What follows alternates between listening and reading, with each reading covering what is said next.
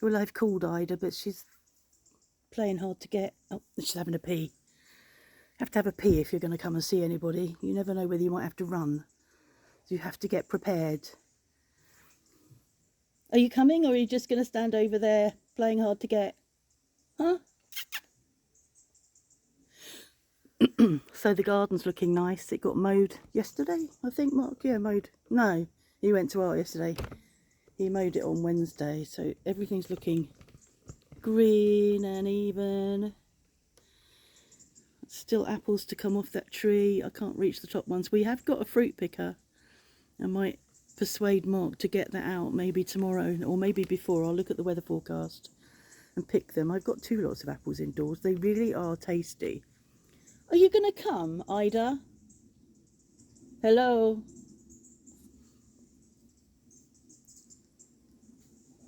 You going to come and visit? Come on. I should think so.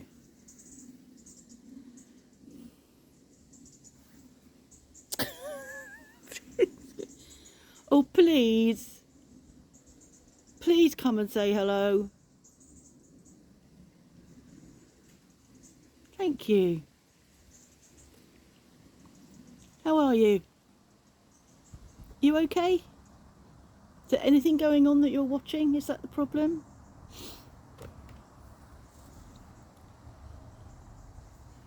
I think she eats the apples. She's a bit watchful over there. I don't know why. It is noisy over there because there's walnuts falling down as well off the walnut tree. So, I know Sunday is going to be wet, and I didn't look at the weather for tomorrow. I might see if we can get these apples picked today. I might have to be careful. I might have to be careful in terms of whether I'm asking too much. Although Mark's just had a nap, quite a long nap, so yeah. I've been watching Bake Off, quite a few episodes, old episodes of Bake Off. I watched the one the other day where Diane takes Ian's baked Alaska ice cream bit out of the freezer and doesn't put it back. That went down well. And what's the other one that I watched? I'm watching. Oh, that's what's annoying me. Sue Perkins is not somebody that I really like, but she keeps leaning on people or messing up people's bakes. She's just lent on Nadia's gingerbread dome, and I think, why? And she's not particularly apologetic, and Nadia seems to. I mean, I know that the show's edited, but Nadia just seems to accept it. I'd be fucking furious. So that's annoying me. Still me reading Miranda. I know I talked about that before, and Miranda talks about how she's obviously she's researched stuff and looked at stuff and references an author who is looking at brain plasticity, and I think I might have said this, how you can change your neural pathways. So I'm still working on that, and I wasn't well yesterday. I still this cold of Joe's that comes and goes. If indeed it is her cold, it could be anybody's cold. I don't think it's COVID. I did a test yesterday because I've got some old tests, but they may not pick up this new variant, which over here is called Frankenstein. What? If I mean, it isn't the same now, is it, COVID? But as if COVID isn't scary enough, they call the new mutant variant Frankenstein. So I don't know whether the old test will pick that up, but I think one of the symptoms of that is a really, really sore throat, and I haven't had that. So and I did the test. The test was negative. So although it was a bit late in the day, really, I just was doing it out of interest because it's like it's too late for me to be shielding from people or protecting people, because I've been here, I've been there, I've done that, and I've done that, so I can't do anything about it. But I didn't feel well enough to go to art yesterday. had been coughing a bit overnight, and I bought some new cough medicine because we'd got old cough medicine in the fridge. Mark had used the one of the bottles that was old. I mean, the one I started on the night before last or 2 nights ago was used by 2021. It worked, but we were at the end of the bottle, and it also was caramel flavour, which at 2 o'clock in the morning is not really very nice. So I thought I'd better go and get a new bottle, which will now sit in the fridge for 3 years because we don't use stuff like that, for months and months and years and years. So I bought a new bottle of something and woke up the following morning feeling pretty hungover. I took it before I went to bed. Didn't cough, that worked really well. Slept well, that worked really well. But I actually felt hungover when I woke up.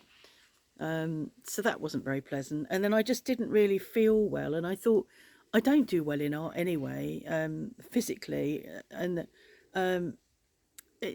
going, and plus I felt yesterday that I was infectious. I probably was last week when I went, I don't know. But so I just thought I'm not going to go, and I'm already under par, and then go and try and do art. And I think I've realised it's that when I'm doing art, it for many people it's relaxing, but for me I think I'm holding my body, and any tension in my body can be painful around here, which by the way is not so painful at the moment. Although I'm aware of it when I'm doing this, which is why I keep doing this. I know. I can do that. That's better. So yeah, so it didn't go. And as you saw, Mark did and finished his painting that he started, well before we were going to the UK. So that's been sitting around waiting for him to finish, and it's just beautiful. He is so good. The sea, the water. I must that when I finished my elephant, which is what I'm doing.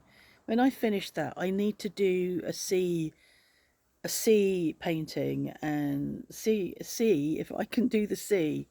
So yeah, so I didn't go to art. I was talking about Miranda, brain plasticity, neural pathways.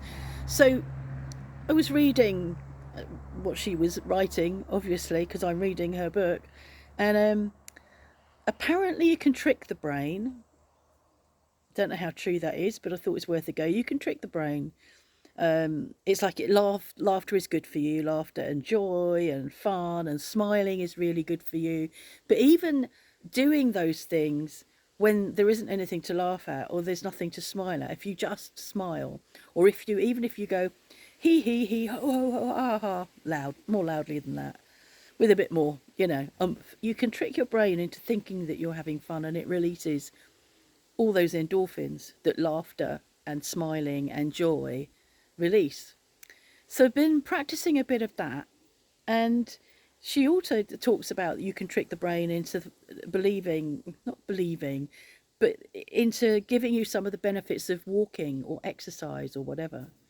That if you visualize walking, visualize and think about how it would look, how it would smell, where you would be, being in nature, all of that.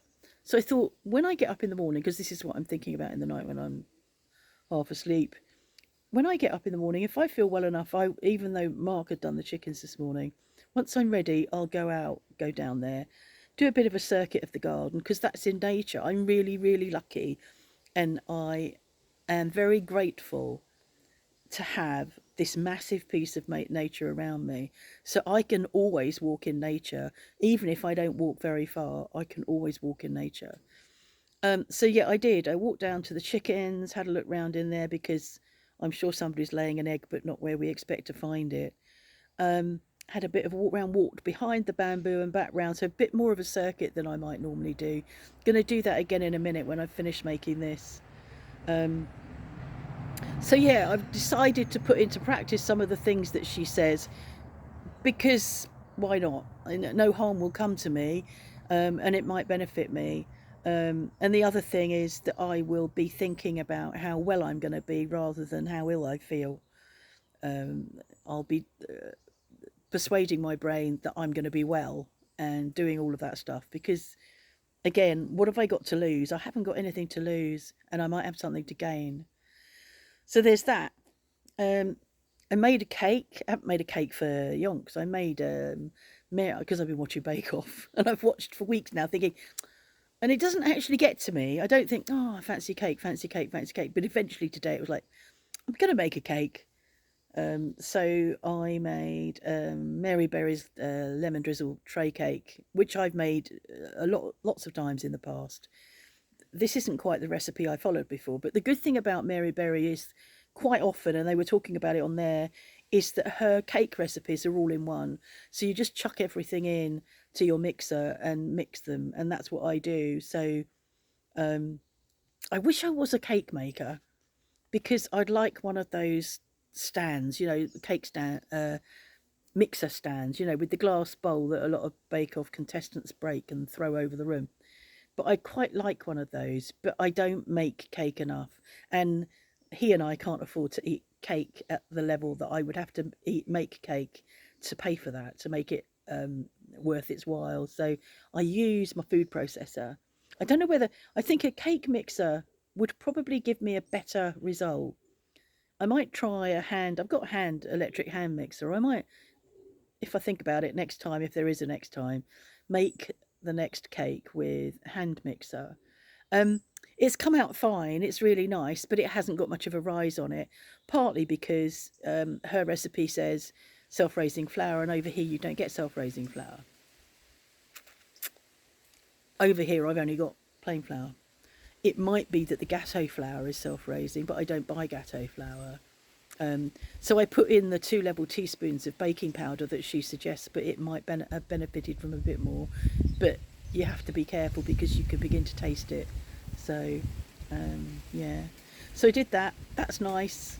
What else was I going to tell you? I was going to tell you something really, really not very important, of course. Yeah. I think you've got a storm, or there's a storm over Scotland when I last looked. That may be in the UK as well. I'm not sure, but and I think we're going to get the edge of that. The wind is definitely windier out here. The wind's got up, and there's heavy rain due on Sunday. When I last looked at a weather forecast properly, there was rain due today, and it's not happened, and isn't looking like it's going to happen.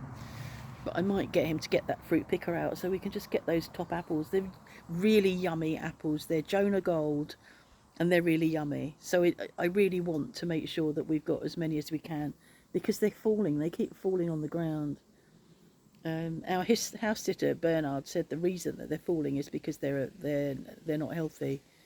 Because I thought it was the drought causing that. He said it's that they're not healthy. So if they're on the ground, then that you wouldn't have been probably eating them anyway. So yeah, I think that's it. It's Friday.